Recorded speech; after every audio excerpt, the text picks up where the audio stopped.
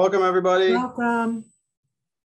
Oh, it's good to see. Hi, Barbara and Elliot and Beth. Oh, Ken, now I see you too. I love the tuning in from different rooms. There you go. And you look like you're in different countries. That's amazing. There you go. That's great. Excellent. Hi, we're going to get started because we have a lot to cover. So I'm just going to talk 2 seconds about logistics. We ask that you turn on your video so we can see you and feel like we're an actual meeting room. So if you're not shy, please do so. If you have questions, please put them in the chat and we'll get to them at the end. We're going to leave time for Q&A. And that is it for now. So I'm going to hand it over now to the Executive Director of Jewish Federation in the heart of New Jersey, Susan Entman. Well, thank you, Dan, and thank you, everybody. We appreciate that you're joining us tonight.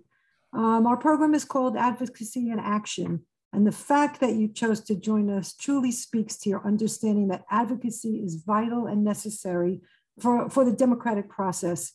It matters because it ensures that the policymakers at the local, state, and federal levels, they hear our voices on issues that are important to us.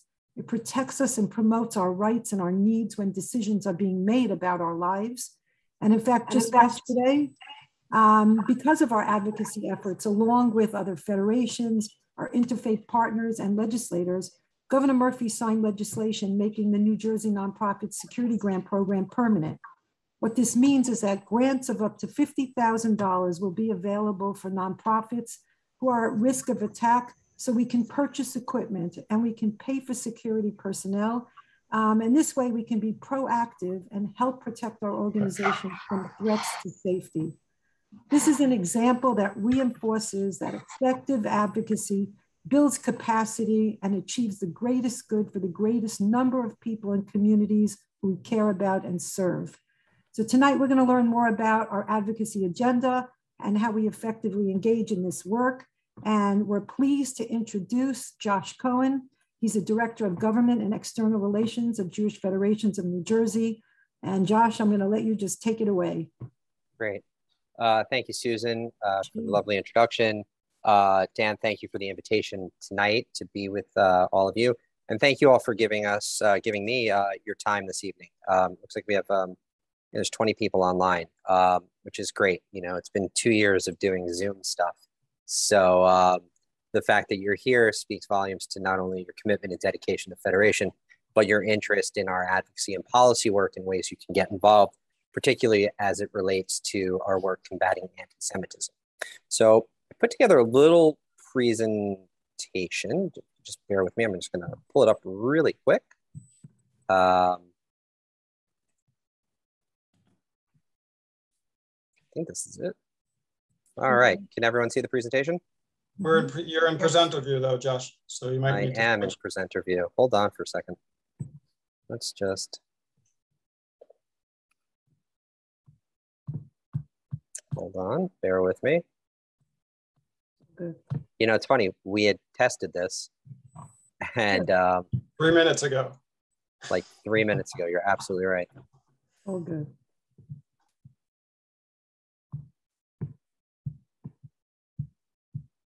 How's that? Yep, that works. Excellent. All right. So again, thank you for inviting me to be with you this evening. We're going to do a couple of things tonight. I want to tell you a little bit about Jewish Federations of New Jersey, who we are, what we do, why we do, what we do, and really talk about the advocacy and policy, the policies that we advocate on.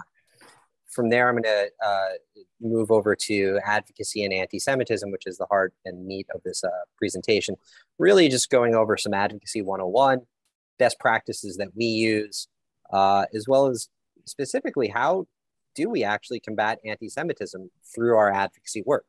You know, throughout this series that Dan has created, you're going to meet with and hear from a number of different groups who work to combat anti-Semitism. Some do it through exposing biases in the media. Some do it by directly exposing hate groups. Some of us do it through the legal system, and then organizations like us do it in Capitol buildings, whether it's in the state or in Washington, D.C. I want to talk a little bit about how we can get involved in this work and why, as lay leaders, it's imperative that you play a role. in our advocacy work. And then I have this little piece in here called Advocacy in Action. We're actually going to do some advocacy together live, while we're on the presentation, and then I'll take questions and answers. I'll take some questions, and hopefully I have some answers for you. So a little bit about Jewish Federations of New Jersey. JFNJ is the coordinating voice for 5 of New Jersey's leading Jewish federations. Those 5 federations are the heart of New Jersey, which is, Middlesex and Monmouth County, the Jewish Federation of Northern New Jersey, Jewish Federation of Greater Metro West, the Jewish Federation of Somerset, Hunterdon, and Warren County, and the Jewish Federation of Southern New Jersey. So as the coordinating voice for 5 of those federations, we work on a range of policy issues that are of interest to New Jersey's Jewish community of approximately 500,000 people. And we advocate for key legislation that helps further federations work domestically and abroad, and advocate for the interests of New Jersey's Jewish community, but also working in collaboration with a variety of interfaith and nonprofit organizations, secular nonprofit organizations, and then some faith-based outside of the Jewish community, on a variety of issues, but really issues that serve our most vulnerable populations. We also promote statewide advocacy on behalf of Israel. Something I didn't put in there that people are surprised to learn is our work doing advocacy on behalf of nonprofit organizations. Just nuts and bolts, brick and mortar type advocacy, tax exemption things, property, real property tax exemption, unemployment insurance, those sort of things. So my role really here is in 3 particular areas. Well, first of all, I establish and advance relationships with elected officials, government agencies, so that way we can advocate for the needs of Federation and our partner agencies. That means a lot of different things. It means meeting with elected leaders, government officials, but also meeting with our federations, whether it's our CRC folks, our planning professionals, our beneficiary agencies, so that way we can assess on an ongoing basis what those needs actually are. And then track relevant legislation, etc. The other thing that we do, the second priority or second pillar, if you will, is the actual advocacy work. Addressing the communal needs of federations and partner and beneficiary agencies in our local community, either on a city, state, or even federal level. And then the third pillar, which is really interesting, is my job serves to increase the level of collaborative opportunities between our federations, and greater community agencies around our identified needs. So, my job is a lot of fun and really exciting. And that's because I get to work with each of these federations, part of New Jersey, North Jersey, South Jersey, Metro West, and Somerset, every day on these issues. So when I talk about our policy priorities next, what you're going to learn is that we advocate on a robust agenda that we're all on the same page on. So there are no issues on our agenda where there's any disagreement. There are federations within our network, within our state, who advocate on a variety of issues where there's not widespread agreement. Therefore, it's not on a statewide agenda, if you will. So I talked a little bit about our policy priorities, like we do advocacy work. We have policy and also budget priorities. Those are developed in collaboration with our federations. They're inclusive. They address a collective community agenda, which includes, among other things, of particular interest to the Jewish community, the bullet points that you see before you. So why do we have policy priorities and why do we do advocacy work? Well, we do it because state and federal policies directly impact federations and their partner agencies, as well as the tens of thousands of people that you serve every day, whether it's in a senior center, a community center, a JCC, family or children's service agency, a vocational program, or more. That's why we're constantly working through our advocacy efforts for across-the-board policy solutions that benefit everyone, whether it's Holocaust survivors, people with disabilities, charitable organizations, our most vulnerable populations, whether it's here or across the global Jewish community. So advocacy, I've mentioned advocacy. I've probably said it like 100 times already. And I talked about, why we do that work. But like, what is advocacy, right? Does anybody want to just shout it out? What's advocacy? We'll make this a little interactive. You don't have to raise your hand. You can just unmute yourself and just. Speaking up on behalf of an issue. Okay. Anyone else? That's a great answer. Speaking up, issue-based. Nope. All right. So advocacy is the process by which individuals, groups, and organizations influence decision-making and affect change. And advocacy can include, different strategies and tactics. That includes grassroots organizing, direct communication, lobbying, etc. Who's an advocate? What is an advocate? I've taught college courses. I can just, point and pick on people. Anybody who's really interested in advocacy. Right. There comes a time in everyone's life when they're going to have to take a stand. So if you've decided that you want to change public policy, try to advance an issue that you care about, you've decided to become an advocate and engage in advocacy. I have 2 children under the age of 10. They're the world's best advocates for staying up late, playing video games, etc. The apple did not fall far from the tree. I just wish they, had, a better advocacy strategy or goals. So why do we advocate? So advocacy and advocacy campaigns, they have a huge impact, right? Groups and organizations engage in advocacy because it is a proven and time-tested means by which to accomplish their policy objectives. Not only is advocacy an opportunity to influence a legislator or a policymaker to make an informed choice that might benefit you or your community, but for us, it's also an opportunity to reinforce the Federation's role as a trusted community partner, right? So through our office, through our work, we are in a position where we are that trusted community partner, where if there is an issue that is happening in the community, whether it's related to combating anti-Semitism, related to policies or programs around disabilities or hunger, we've sort of changed the paradigm where as a trusted partner, legislators are picking up the phone and calling us, right? Dan gets regular emails from, Congressman Smith's office, about our interest or in sponsoring something or doing a town hall. Same thing with Congressman Pallone, as well as members of the legislature. Right? They value our input because they know that we are a knowledgeable and trusted source. Where do we do our advocacy? Where can you advocate? Literally anywhere. Most traditionally, Capitol buildings, legislative office buildings. But advocacy also happens, outside of elected officials' offices. Happens in schools and school board meetings. It happens at rallies. It happens when you write a letter to the editor, get it published on a newspaper, write something for a website, or even take to social media to sponsor a cause. Something that's really important to note about advocacy.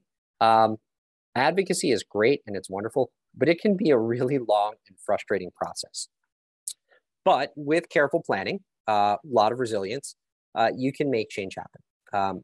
But if you don't take the time to pinpoint your goals and examine what the landscape currently looks like, you risk designing an advocacy campaign that is not strategic.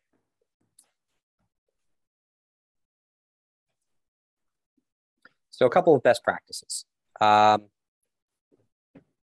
Advocacy, ongoing practice, requires a cohesive, collective, and consistent approach. Necessary to build strong relationships with key policymakers, those are elected or appointed officials, proven to be an effective practice in ensuring that your issues are heard and addressed. And since public policy affects everyone, it's crucial to inform elected and appointed officials about the key issues that affect not only the immediate geographical community, but also those issues that affect the health and vitality of our region at large. So it's both a proactive and a reactive process. You could be doing advocacy in reaction to something.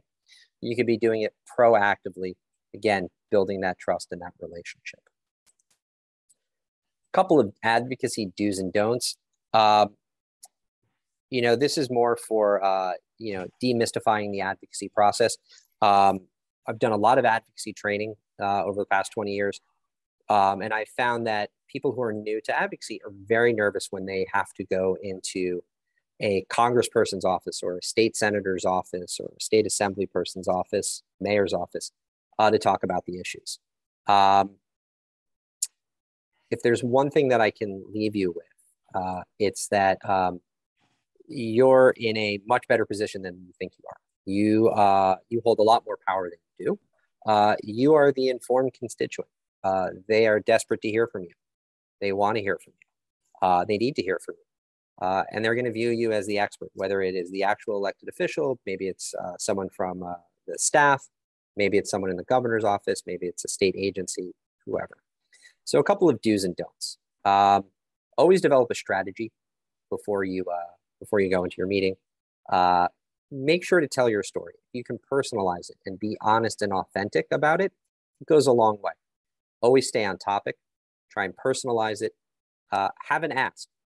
It's great to have meetings. It's great to have FaceTime. It's nice to take pictures with elected officials and post them on social media. Make sure you ask them for something, even if they're on board, right? I can't tell you how many times I've met with a legislator where they said, well, that's a no-brainer. I'm supportive of that issue.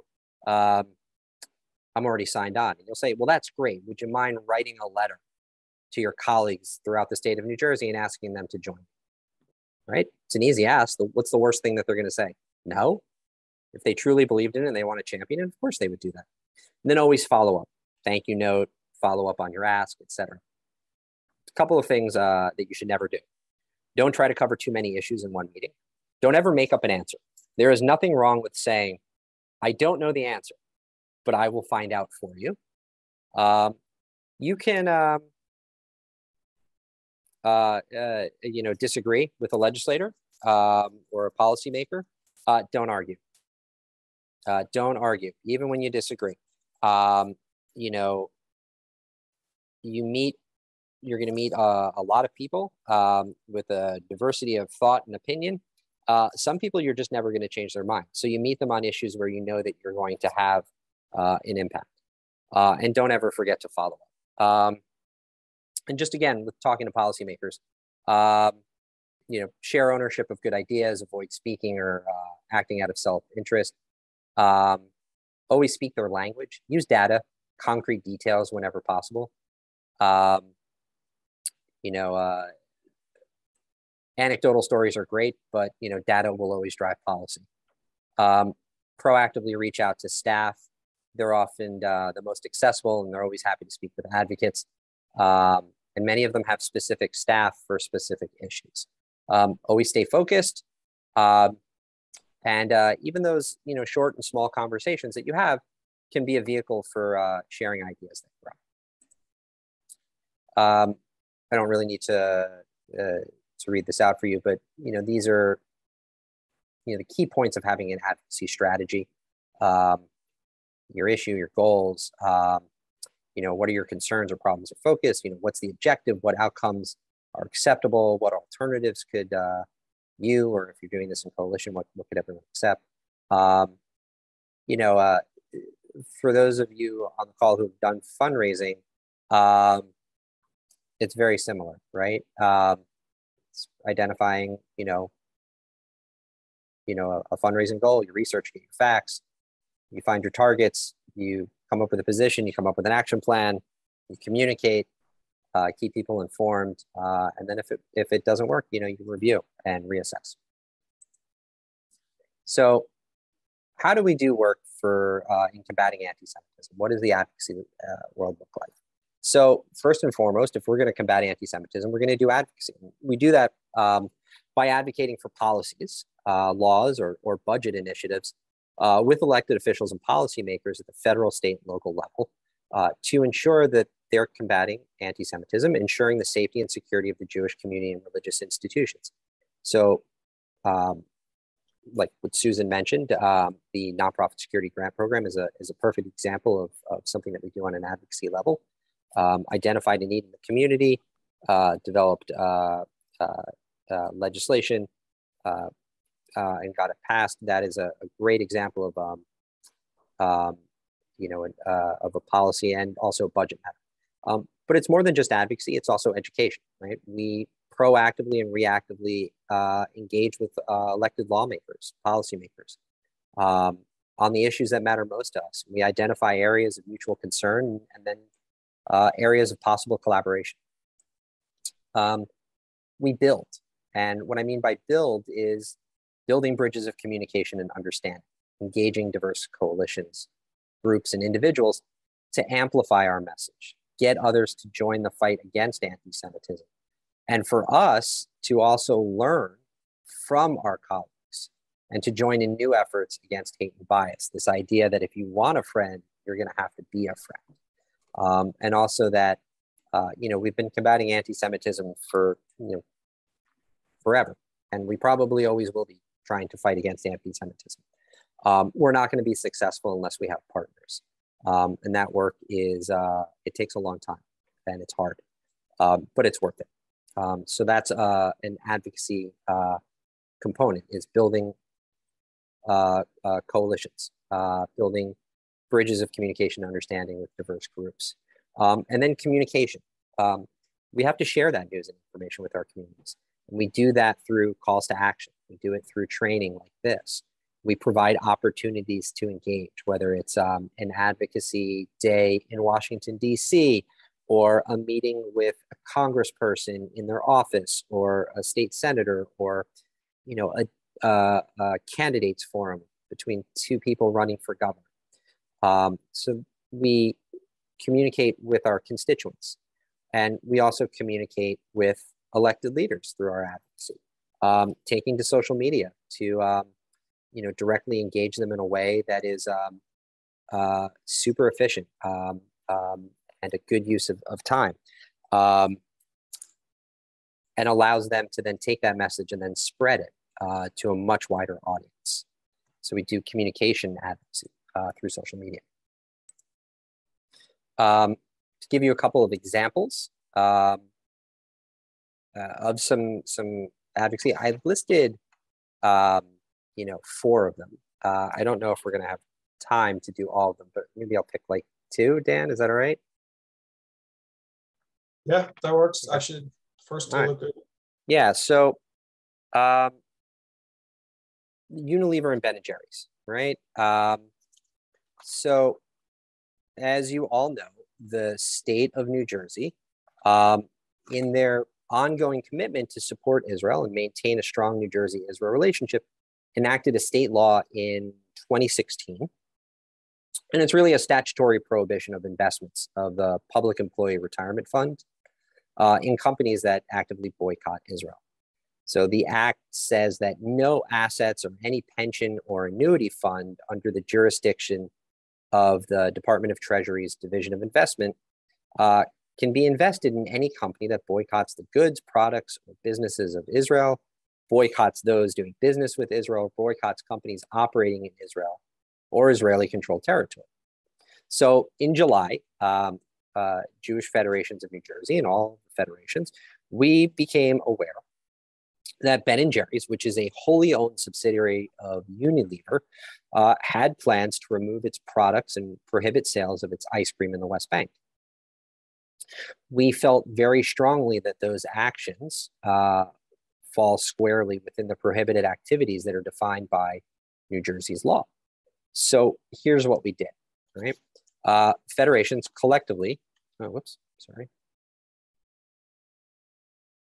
federations collectively got together and developed a strategy.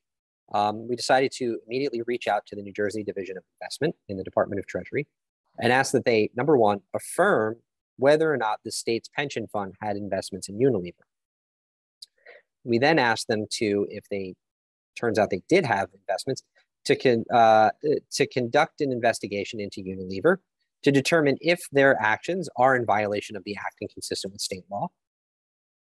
And 3, to take appropriate and immediate action to sell, redeem, divest, or withdraw any of those investments should they be found to be held in violation of the act and consistent with state law. What we also did was we sent a letter to Governor Murphy informing him of this situation and asked him to publicly call on the Department of Treasury to conduct an investigation. It's a little tricky here in New Jersey. Actually, it's not that tricky. It's actually a little bit better. So the governor appoints the head of the Division of Treasury and also appoints the Division of Investment. So as not to give the appearance of this being, rooted in politics, the state of New Jersey contracts with a third party that conducts the research for the state. This company, I can't remember the name off the top of my head. They also partner with a number of other states who do this work. So here's what happened. Based on our intervention and our letter, which came a little bit before everyone else sent letters and demanded, that we divest. Due to the high-profile nature of the parties that were involved and the publicity that was generated because it was Ben and Jerry's, the governor of the Treasury acknowledged the receipt of our letters and publicly called for an investigation. Well, the governor publicly called for an investigation. The Treasury said we are conducting an investigation immediately. So using that third party, New Jersey conducted an investigation, and 3 months later, released a report saying that Unilever was in fact in violation of the state law. They publicly announced their intentions to divest and but they gave Unilever, as per the law, time to dispute the claims or respond. Unilever chose not to respond. So now New Jersey is divesting and selling $182 million in invested Unilever stock, bonds, and other securities. They will then reinvest them into other funds, annuities, whatever. So what does this tell us? This case study is a really good example of what happens when, it's basically boycotts, divestments, and sanctions, are created to place economic and political pressure on business entities and other organizations and institutions to influence their behavior against Israel. So it was only fitting and appropriate that the state of New Jersey reaffirm its interest in viable trade and exchange with an ally of the United States and a vibrant economic partner of New Jersey, while demonstrating a swift, and I mean really swift, response to those who would discriminate against the Israeli people. So working, under the umbrella of Jewish Federations of New Jersey, all of our federations, 5 different communities, were using one powerful voice to affect change. So, which is great, because I don't know if you knew this, but there's more than, $1 billion in goods and services that are traded annually between New Jersey and Israel. And the 2 trading partners continue to look for and find new opportunities to enhance cooperation and initiatives of mutual economic benefit. We continue to monitor and bring problematic investments to the attention of the state. Most recently, we've brought an issue to the New Jersey Department of Treasury around Morningstar. Morningstar is a publicly traded investment services company that acquired a Dutch company, Sustainalytics, that does research. And what we, through our partners at JFNA, which is Jewish Federation of North America, and J-Lens, which is a Jewish socially conscious investor network organization, that Morningstar, through Sustainalytics, is engaged in a very complex and sophisticated BDS campaign to dissuade their investors from investing in Israel or persuading them to, in fact, not only dissuade them, but persuade them to actively not invest in Israel. We sent a letter, same process that we did for Ben and Jerry's, to the Division of Investment, also to the governor's office right before the new year. I followed up with the Division of Investment earlier this week because this isn't Ben and Jerry's, and this isn't Unilever, so it's not splashed on the front page of every single newspaper around the world. So we followed up, acknowledged receipt of our letter, which we haven't gotten, tell us what you're doing, and then we requested a meeting. So I'd like to meet with the division, the Treasury Department and the Division of Investment to talk about this in greater detail. For a meeting like that, we would bring together Federation executives, probably someone from JFNA, Jewish Federations of North America, as well as someone from JLANS, to have that conversation with them and to really, let them, help them understand why we have this law, why it's important, and that when we bring you stuff like this, you don't ignore us, because, if you do, the next phone call we might make is, to the Star Ledger. Who knows? We'll see. Some more to come on that. There's a bunch of other cases up here. I'm actually going to talk about the New Jersey Against Anti-Semitism campaign, Dan, if that's okay. I think this is a really good example of, ways to combat anti-Semitism by leaders in the community, Jewish and non-Jewish, elected leaders and religious clergy outside of the Jewish community who have a microphone and have a voice, and how they need to use it in condemning anti-Semitism. So all of us saw over the spring or in summer last year significant increases in violent anti-Semitism in around the world, and particularly in the United States. It's a manifestation of what was going on in Israel, between Israel and Hamas, and fighting that broke out. And we felt that as federations, that we were troubled by the fact that whatever your thoughts are politically about Israel, that we're seeing actions being taken by people who are crossing the line into anti-Semitism, blaming Jews for what's going on in Israel, what's going on in Gaza, and then taking matters into their own hands and violently attacking Jewish people. We thought it was important that when anti-Semitism happens, that our elected leaders and our community leaders and our faith leaders unequivocally condemn anti-Semitism. No caveats, do not equivocate, no equivocations. Condemn anti-Semitism, condemn it in all its forms as soon as it happens. And what we ended up doing was we did a very public campaign where we solicited faith leaders from across the state, our New Jersey congressional delegation, the governor, and the attorney general, to sign on to a pledge that that New Jersey stands against anti-Semitism, that this was a clear sign from our leaders, elected, community, and faith, that they stand with the Jewish community, reaffirm their relationship with the Jewish community, and condemn anti-Semitism. We developed a website, so you can go to I think is it NJ or New Jersey? I think it's njagainstantisemitism.org.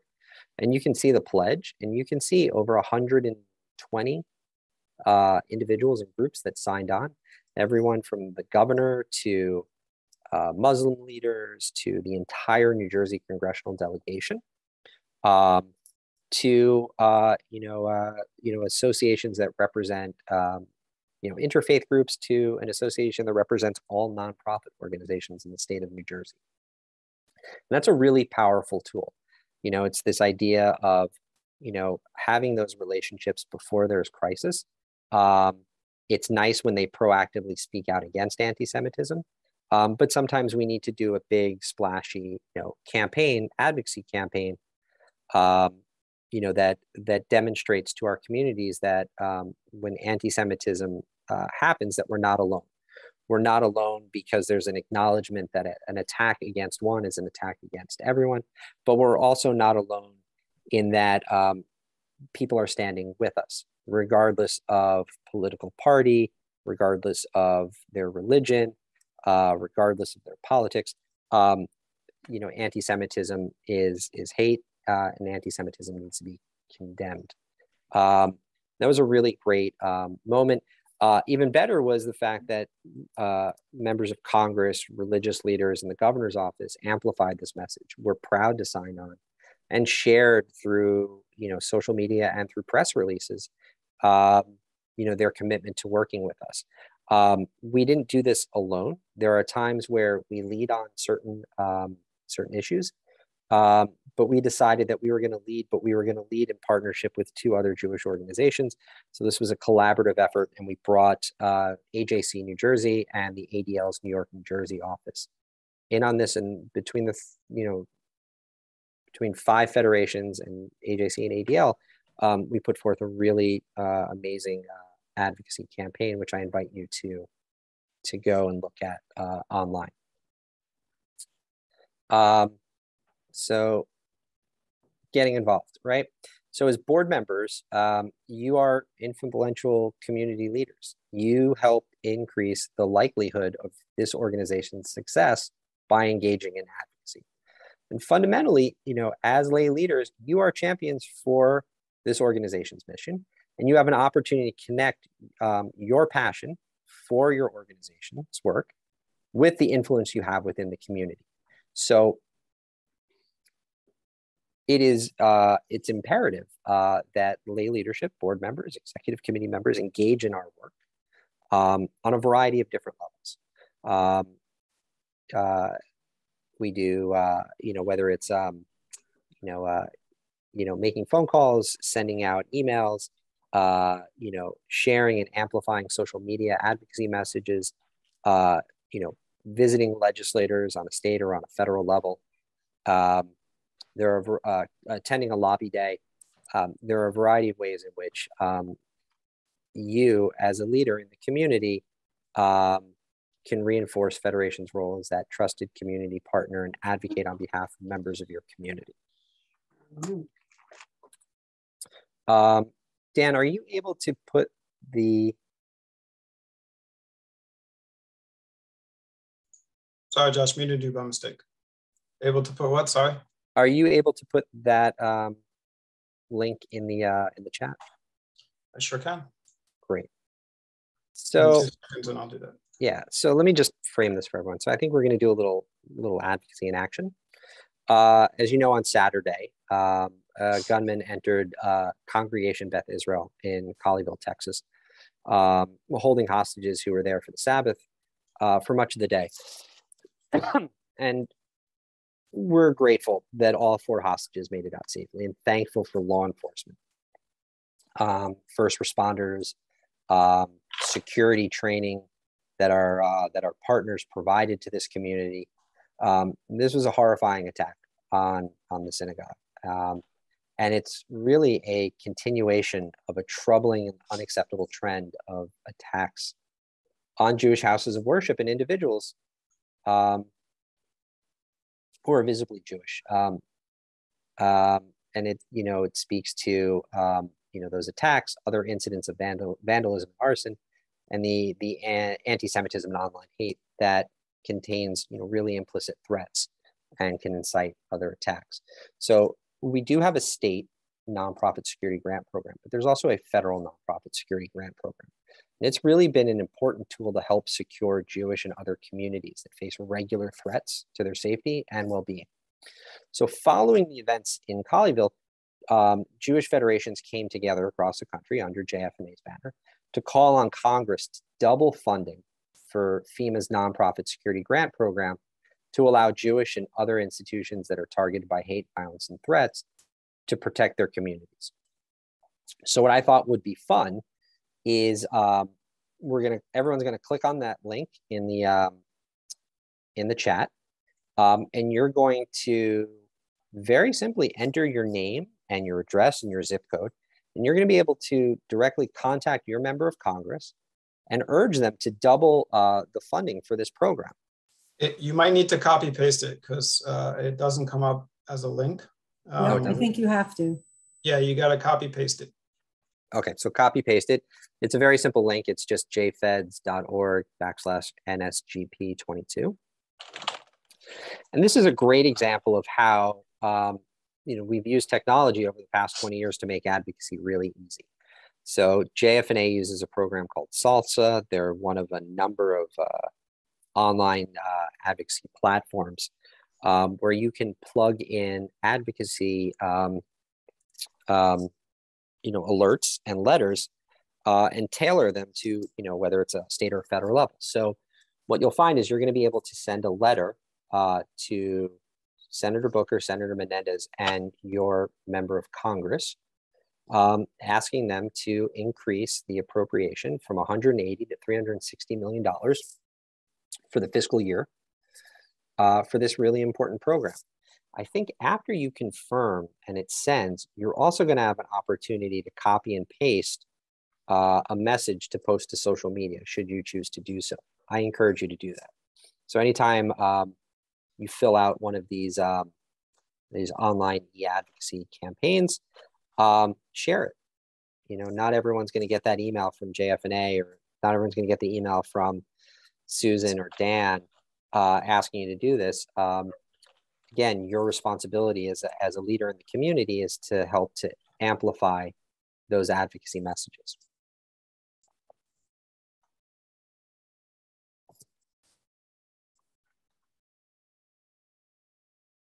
It's pretty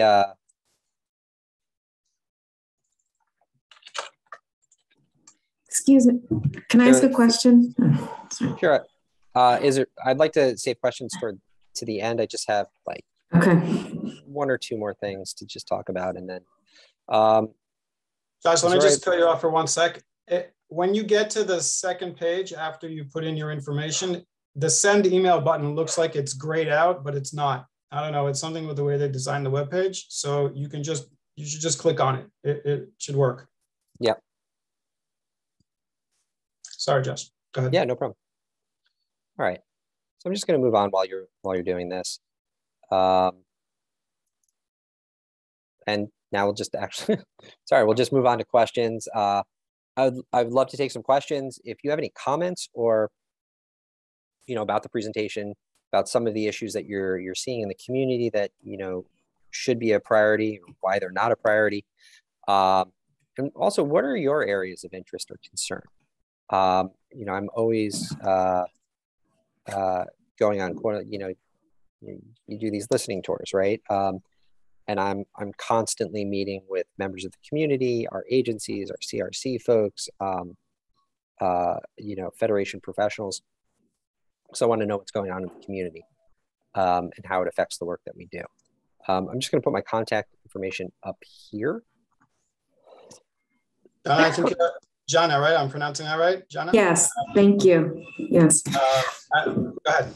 Please. Yeah, I have a question. First of all, I commend Joshua on the presentation, and I don't mean this as an insult, I actually mean it as a compliment, your dispassionate way of providing the information, because I get so heated up and so verklempt, that I find, I try to keep my emotions out of it, but it's so hard for me. So I actually have an issue, and I'm not going to name, I work for an organization that were very quick when the Black Lives Matter situation was happening to put out a statement, no questions asked, put up a statement on their website, no problem. Okay. Didn't ask any questions.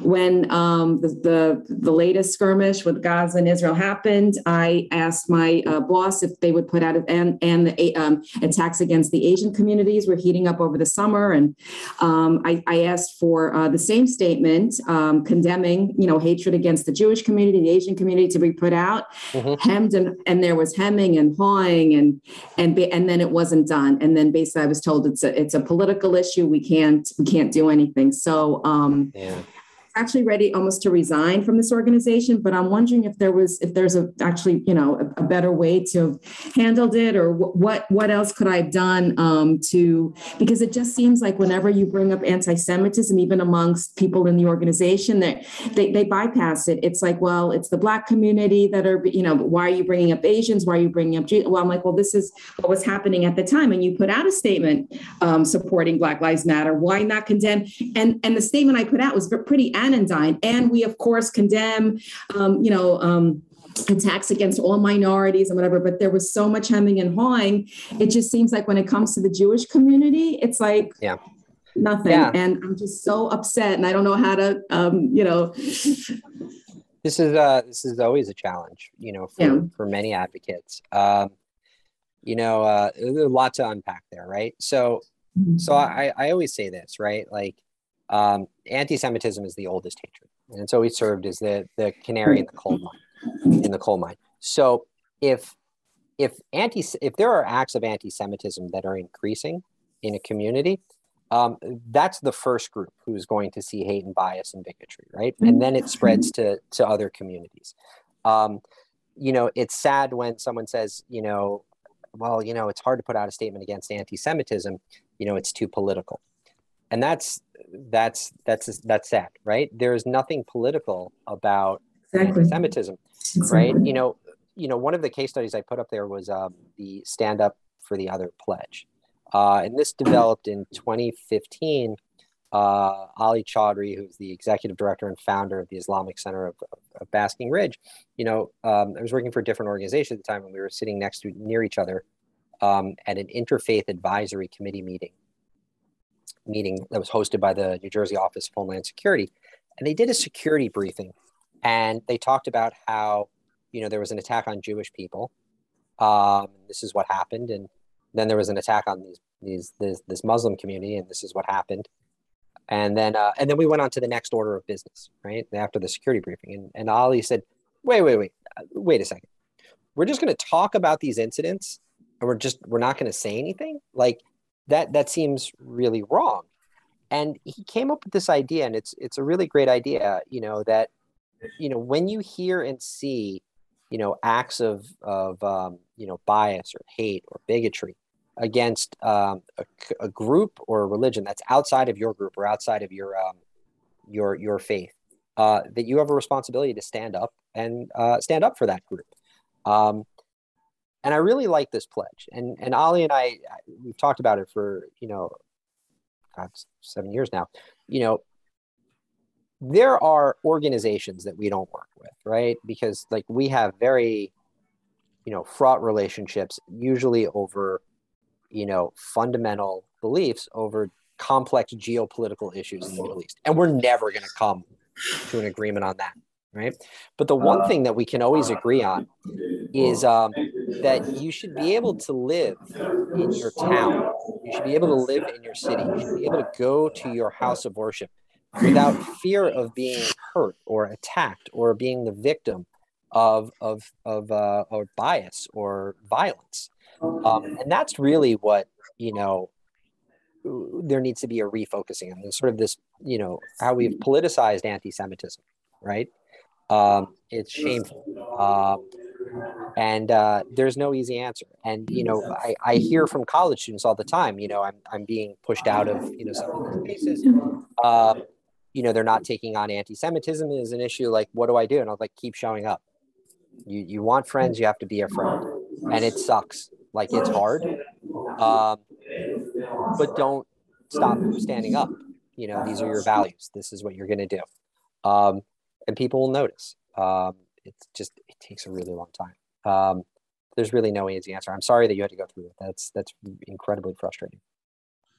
Josh, can I ask a question? Sure. I sent you the chat. Maybe you can address it so we know how to work together going forward. It's, various federations have their own JCRCs, and you have the state.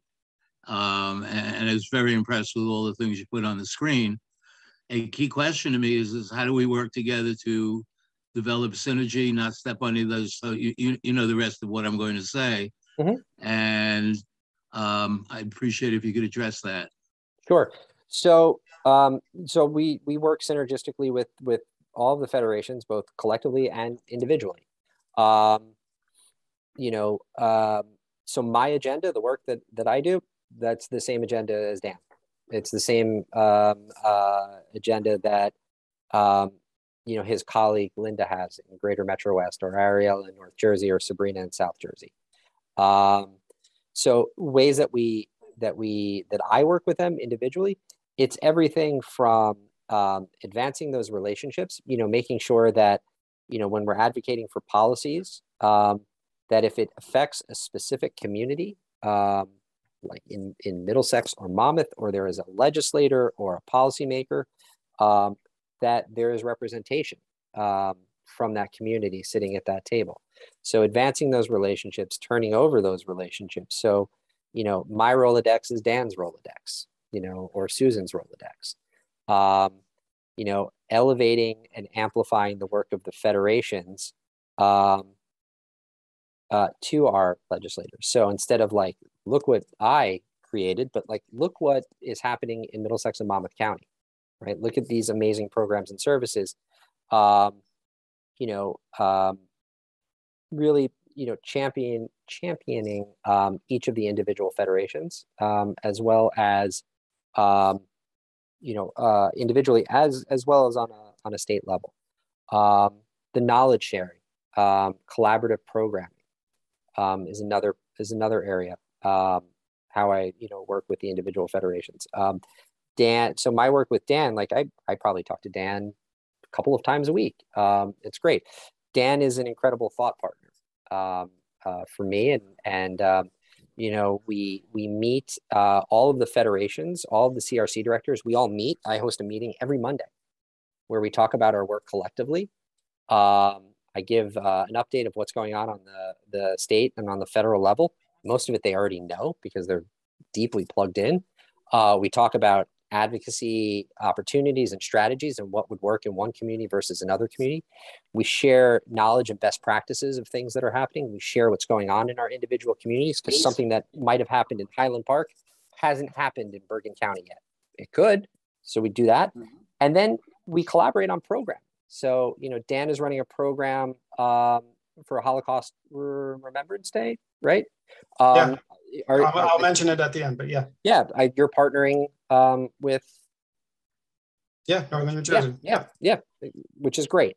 And that. But I'll also add, you're also our direct line to the state. When there's an issue that we need to voice, we need to project unity. We need one voice.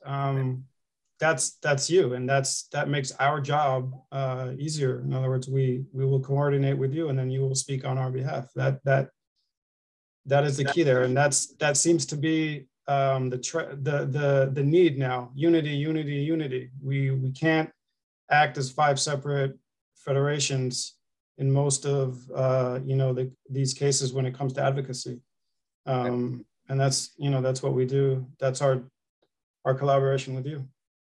I have a question from the audience, so to speak, in the chat. Someone is asking, what can we start doing right now? Regarding?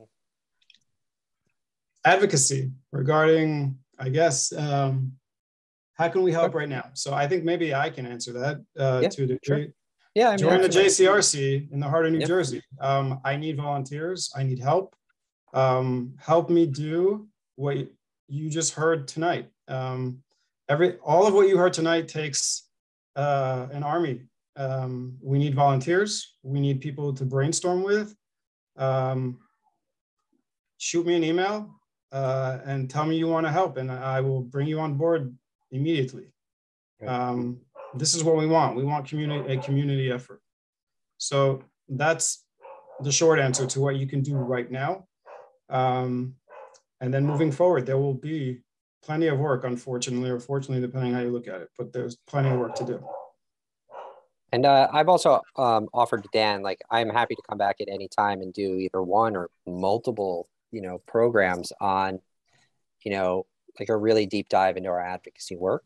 I talked very briefly about some of the issues that we work on, but, come back and provide that educational background on, why are these issues important to us? Like, why do we advocate on these specific issues? And then what, based on those issues, like, what can I do in the immediacy? And what you can do is you can, I totally agree. Get involved with the JCRC with Dan. Dan forwards, a lot of, great material on, ways to either, plug in immediately through, advocacy, opportunities, whether it's, emails, phone calls, meetings. And then, as the legislative session starts rolling along, there are going to be opportunities to engage in some of that work. We'll probably do we're going to do a mission to Trenton I'm still trying to figure out how this is going to work, if it's going to be online or if it's going to be in person.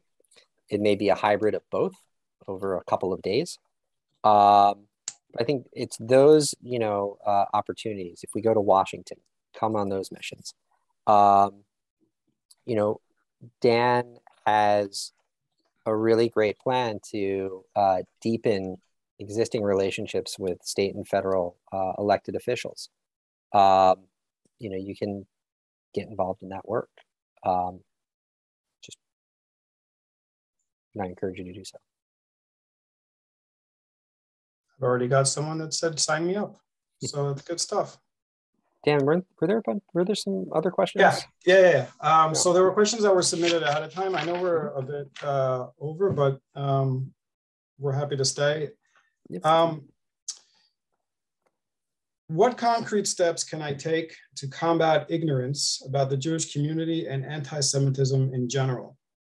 So I think you covered some of that, but there's probably more that you can maybe want to add to that. Yeah, that's a great question, and there's no easy answer. So, I mean, how do you combat the ignorance about the Jewish community and about anti-Semitism? I look at it as the same way, you do, Israel advocacy sometimes, right? Like, there are people who are just hardened anti-Semites and just have bigoted views, and you're never going to change their mind. So you're just not going to engage with them. What you're going to do is you're going to go to your allies and your friends, and you're going to shore up your support, and you're going to turn those allies into champions. And then you're going to identify the people who have no education or background on these particular issues, who don't know much about Judaism, who don't know much about anti-Semitism, and you're going to work really hard to turn them into allies, right? That's the best thing you can do. Turn allies into champions, turn the undecided into allies. And then, the people who are screaming from the fringes, whether it's, the hardened anti-Semites or the people who start screaming, Israel has no right to exist, you're just not going to engage with them. It's not worth it. So there's a question here that I actually would like to answer myself. If that's all right, Josh. So there's a question, and it's important and relevant to what happened over the weekend. How can I protect myself in synagogue? So the answer is training. And our federation does and will do more to provide training, whether it's active shooter training or de-escalation training, stop the bleed training, which is physical, attending to physical trauma and bleeding control. So stop the bleed. And civilian use of force, and so on and so on. That's the answer. So first of all, keep an eye out for information that when we do have these sessions and seminars and trainings, join. And I will send a lot more information, which I have. I just didn't want to get all into it all right now, about what Jewish Federation can provide as far as enhancing security in the community in general, and also training people to deal with the situations that we saw over the weekend. So that is, somebody actually just reminded me, also risk assessments, so synagogue risk assessments. So we have a task force that will come out to a synagogue or a Jewish institution, and this task force is made up of volunteers who have, either law enforcement background, military background, or still run their own private security companies. And they will advise a synagogue or a JCC or a Hebrew day school, you need to improve your locks, you need more cameras, et cetera, et cetera. So this is another very important thing that we can offer. And thank you to the person that reminded me to say that. But I will send all this information to you all.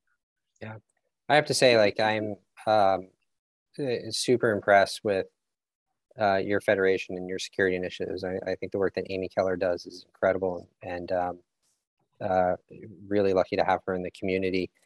She, along with the other Jewish community security directors that the federations have been an incredible partner in informing a lot of work that I've done. So, just kudos to her, and it's great that you have her in your community. Anyone have I think we can ask one more question, but if anyone wants to pop on and ask, I'd rather do that if you can. Okay. Let's see, here's a good one. What would you consider, Josh, the top 3 areas to advocate for on behalf of the Jewish community with our legislators? Sure. It's interesting. That's a really good question. I'm trying to think, like, what would the answer be before COVID versus now? Because it's a little bit different.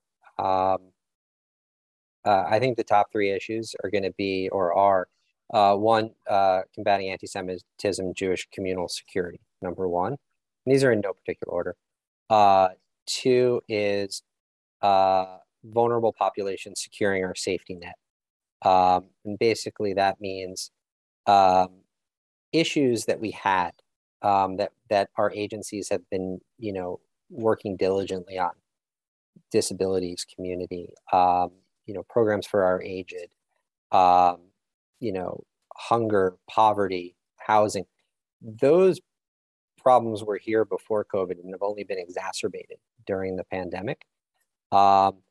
So there's that, plus everything else that's new that's been added during the pandemic. So, rise in mental health issues, like our agencies are going to be taxed beyond belief. We're doing more with nothing, basically. They always say you'd have to do more with less. Pandemics, fundamentally altered how we, conduct our business, and the nonprofit world is not different. So I would say the third thing is relief for nonprofits and for our agencies. We did grants, through the federal government, through like CARES Act. Those were a lifeline. They're not enough. So there are a number of different items that we can advocate for on both the federal and the state level to ensure that the nonprofit industry, if you will, that nonprofit service providers that are here today are here tomorrow, serving members of the community in really important areas. So those 3 issues are Jewish communal security, anti-Semitism, health and human service issues, vulnerable populations, and then the third thing is nonprofit relief. Dan? Yes, sir. Dan, could I address something that Jana brought up before about where she works? There's something else virtually identical to that came up today. Okay. Do you mind, or? Okay. No. Okay. I don't know if any of you have seen it, but in Los Angeles, the opening of the Museum of American Movies. And what was missing was anything to do with the Jewish creation, if you will, put it that way, of the movie industry. I mean, there would not be a Hollywood and all of that money coming in if it hadn't been for those people back then. That entire history is missing from the museum. Now, here's where I wanted to bring out to you. You work in this company, and you really should not, I presume, jeopardize your salary, your work, etc. What happened in Los Angeles is a lot of people, influential people from outside the museum, started writing letters and going to the newspapers, etc. Okay? And I think there's kind of a lesson there. If we can bring in people who are, let's say, your boss's peers, who are Jewish, and say, hey, you put this out, what about us? You might be able to do something, but you can't do it to jeopardize yourself. It's a kind of a different dynamic. I don't know how it's going to work out in Los Angeles. I was involved with the 3-page email with my kids who live out there who were involved in it. So I'll keep you all abreast on that. But you got to find the right person to go in and have the conversation. So I think Thanks, Joel. I think that's an excellent point. And something similar to that, happened, here in New Jersey. Not so much, not similar, but using the right person, right, as a conduit to get you what you need. So there are a number, and that also reinforces your role as lay leaders in the community, as prominent members of the community, and utilizing your networks and your connections to provide us as professionals with access to individuals, or to help influence, whether it's at Rutgers University or at Unilever, you name it. Something that I've always wanted to do is as an experiment, and maybe there'll be time over the summer to do this when things are quiet, is to do like a community-wide power mapping, type of project where we identify various spheres of influence and where we have connections. And so like in, heart of New Jersey, like if this is an entity we want to have influence on, where where does the power lie? Who has the relationships? And based on those relationships, are they our people? Can we influence those entities and make an impact? So it's just real quick. I'm sorry. Yeah. I just want to jump in. Just the thing that really bothers me so much is the whole with the social justice movement, right? I see you have he, his, and all that, and that's fine. Everyone can, that's fine with and Black Lives Matter. But when it comes to the Jewish community, it's like, it's the social justice movement does not apply to the Jewish community for some reason. And I just can't put my arms around what it is and what will get people. And I thank you for the advice about the allies. And unfortunately, the board members, and there were no allies there. The board is the organization that decided not to put out the statement. So I appreciate the, but the whole, that's the social, that's what just drives me. And the Jewish community always supports the Black community, the Asian community. They're always sticking up, and no one supports the Jewish community. And it's like, you want to cry. I don't know. It's just frustrating. So frustrating. It's so frustrating. And I'm even younger than a lot of you guys. And I'm so, and my peers just don't care as much as I do. And I just don't get it. And even peers so it's great, all of this talk of allies and everything, but sometimes you don't have those allies. And it's mind-boggling to me. It's mind-boggling. When the Jana, I don't want to embarrass you. I don't want to embarrass you, Jana. I don't want to embarrass you, but I'm glad you're the one that you're one of the ones that send me the email, sign me up. So I will definitely. I wrote back to you. I will be in touch. Yes, sure. Thank you. Because I just feel so helpless and so upset that I need to do something. So thank you. We need people like you with the passion and the reason, like the why behind the passion. So thank you for that. Thank you. Sorry. If I could jump in and just say, I wanted to capitalize on what Josh just said. The whole concept of power mapping is something that I used in the private sector after I left the public sector when I was going out for major contracts and stuff like that. And it was so valuable because if you don't power map, you sort of scattershot, and you end up going after people that can't impact, or certainly you want everybody to know what's going on, but you want to focus in on the people who can make a difference. And of course, it always ends up being congressmen or something like that. But in a case like this, it might be community-based. It might be somewhere else. It might be a chairman of a company. Or that power mapping focuses your efforts where it can have impact, as opposed to just scattershotting and wasting effort because you're not going to get anything done. But if you get to the right people, with the right people, then you're going to have more likelihood of success. Power mapping, some people even call it like asset mapping.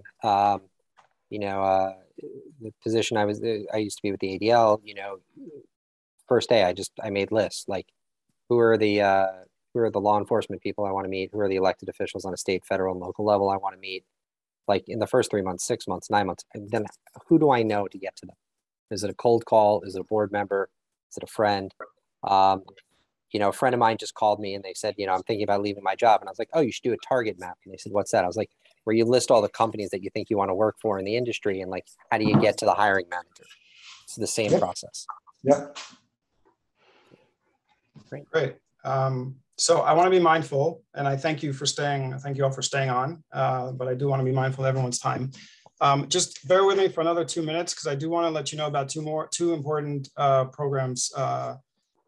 First, next week is International Holocaust Remembrance Day, and we have a very special program for that. It's called Lessons from a Black Officer in World War II. In short, one of our interfaith partners, who's also the head of the NAACP in Metuchen Edison, will tell the story of his father, who was one of the few Black officers in the Army at the time, and who happened to have been attached to one of the units that liberated Dachau. So it's an incredible story, and I encourage you to attend. And the chat is, the link is in the chat right now. Further, as a follow-up to this program, on February 23rd, I hope to see you all there. We will be discussing with our partners Stand With Us, how they teach high school kids to deal with anti-Semitism and counter misinformation about Israel. But more importantly, we're going to learn from Stand With Us how they empower adults or advocates like ourselves to advocate on behalf of teens facing anti-Semitism and anti-Israel sentiment and BDS in high school, on social media, etc. So those of us who have kids and grandkids, this is key. So I really, really hope that you will be there. And this is a very important part of, what we need the tools we need to be better advocates for our Jewish community and secure a Jewish future, literally, when we talk about our kids. Finally, just to let you know, some of our long-term plans we hope to put together this year is some kind of a bipartisan event where our senators and representatives will together condemn anti-Semitism, support the Jewish community, etc. I'm being very broad now. I will, as we get closer and as we plan this, I will send out information and maybe even plan virtually or depending on COVID, not virtually, some kind of mission to Trenton or be part of a national mission to DC, which was done in the past. So just these are some of the things that could come up and some that we will try to initiate ourselves. So please keep an eye out for that as well. Okay, I'm just going to put in one last link, and this is the link to sign up for next month's advocacy session. Like I said, it's about the teens and anti-Semitism. You can copy paste that and sign up when you can. Dan, are you going to record that? Everything, yes. Tonight was recorded, and I will provide the link, and it'll go up into a playlist that we have in YouTube where you can view all the sessions. And each time, we have a session, it'll be recorded and it will be there. All this I'm very happy to provide to you as soon as I put together a nice follow-up email for you all. That's it, guys. I really, really, really appreciate you coming out. It's not easy work, but the more people that we have on our quote unquote team, the better work we can do. And I keep saying it, the more we're unified, the stronger we are. And I think now, at least in my lifetime, now more than ever, this is what we need: unity, and we need a strong, approach to all of what is coming at us from all these directions, which can be sometimes overwhelming. But I really hope to see you again, and thank you very much for coming out.